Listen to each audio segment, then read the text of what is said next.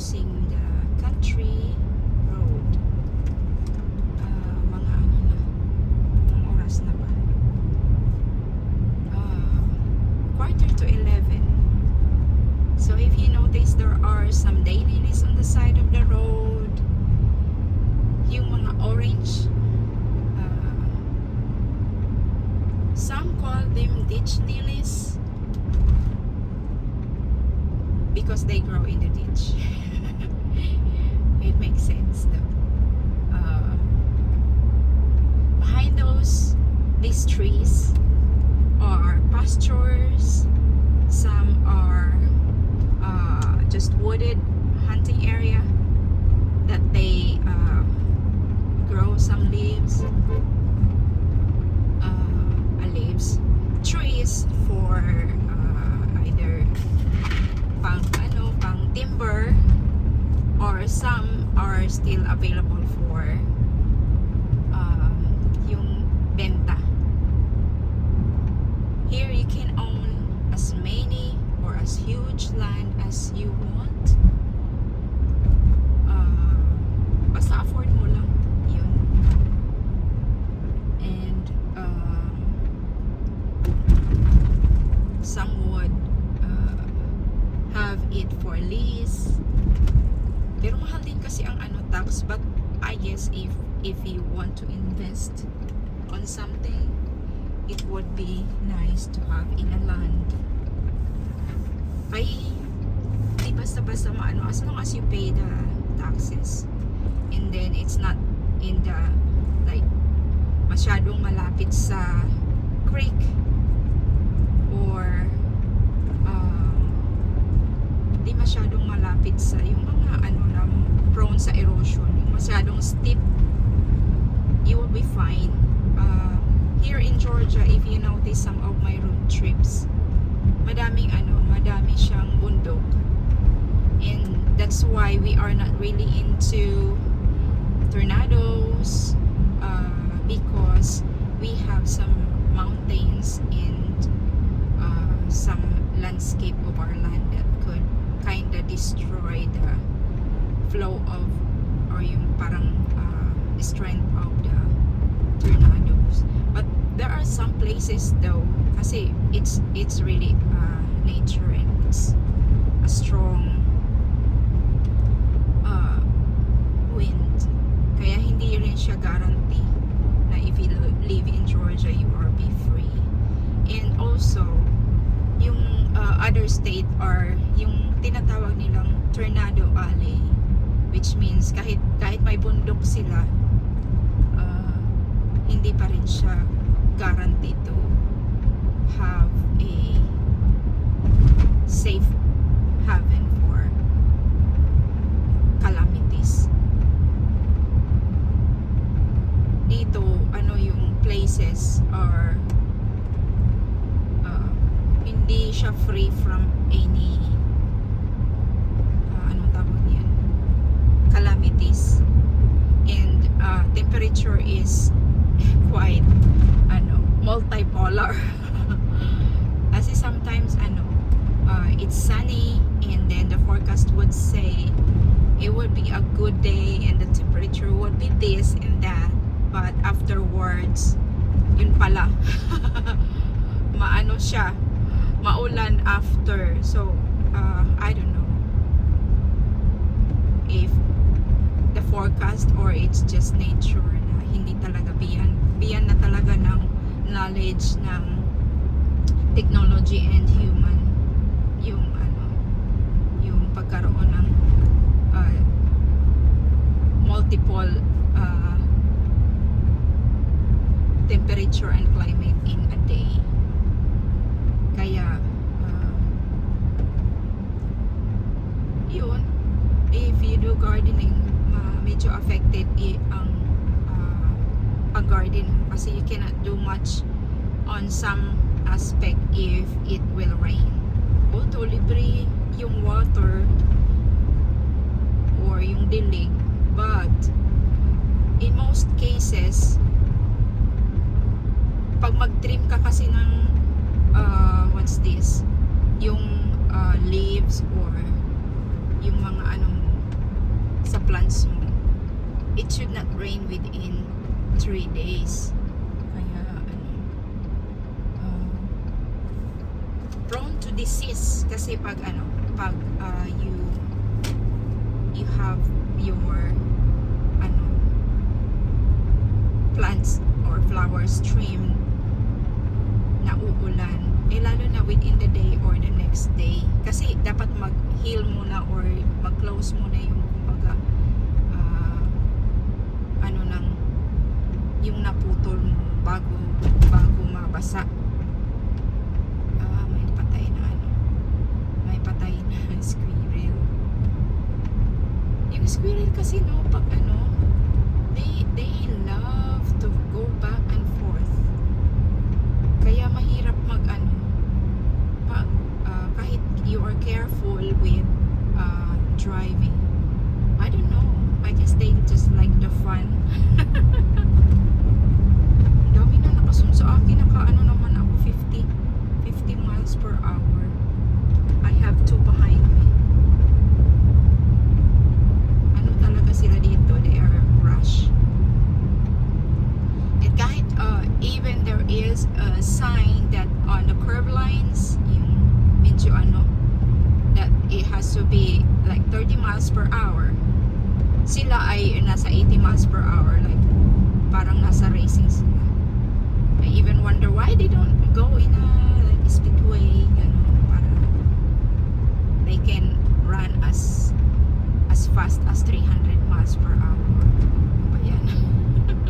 And they are even impatient kahit kasalanan nila na they break the traffic rules or something. Sila pa yung may attitude. Kaya you won't wonder yung mga tao dito. Sila, madali silang tumandak. You will be surprised na yung edad nila ay mababa pa pero they look matured. On top of nagme-make up sila ng makapal. So we will not be really in downtown Villarica, but part of Villarica na tayo. This is Highway 101.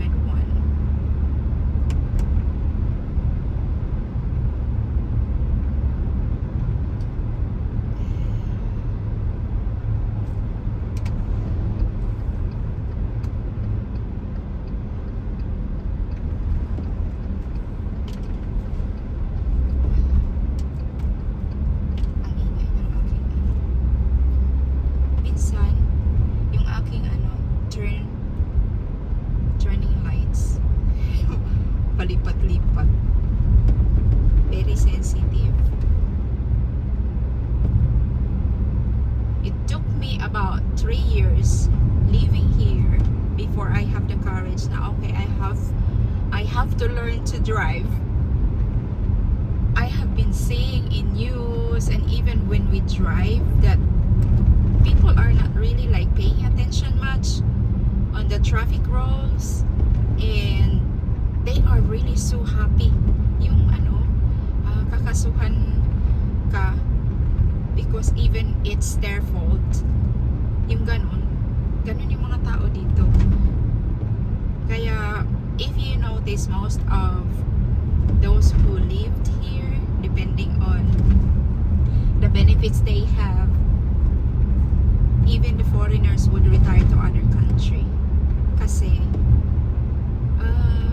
sila mahirap din i-deal yung ibang mga tao dito. Not all though, there are some nice people, but there are plenty of people that are mean. And para sa kaalaman ng lahat, hindi po lahat ng kalsada dito ay smooth. Madami din silang potholes. Kaya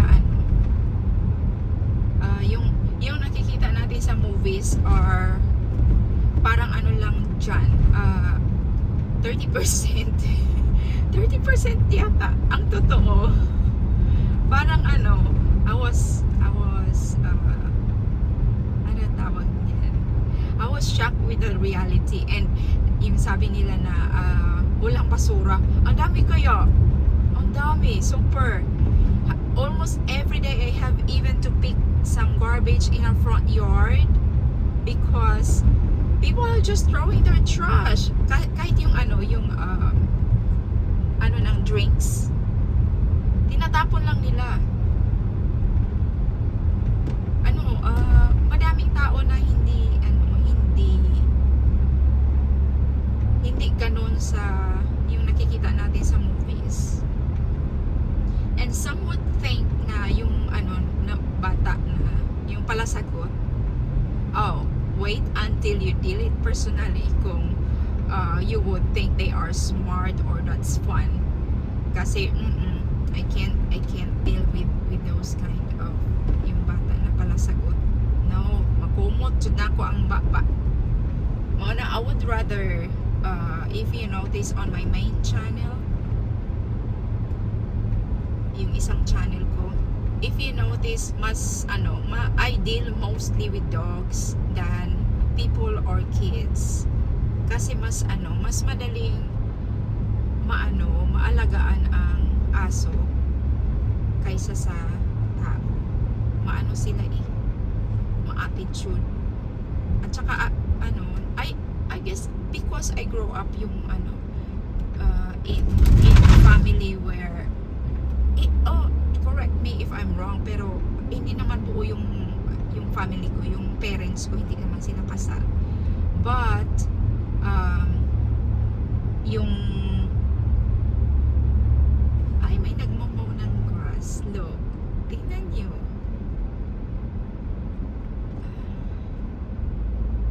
We have to slow down para makita nyo. Meron pa akong kasulabong. We have to slow down, baka natin yung tagamo. Bakit wala silang ngayon? Yung taong nag-help sa kanila for the traffic, whatever. Dalawa sila. Yung isa ay para hindi na pabalik-balik. Kasi di ba yung nagmamaw ng grass, uulitin. So ito, dalawa na sila na mag-mow. So this is still part of Bella Rica, Georgia. And that is Highway 78, yung crossing na yan.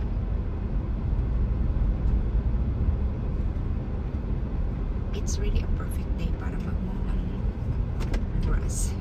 Mag-stop na lang ako. Kasi naalanganin. So, we are up to here already. Thank you for watching my I'm still working on my watch hour, so pailan-ilan na may my live stream, and just leave a comment please so I could return the favor. And you can also subscribe to my main channel, Anna's Personal Vlog.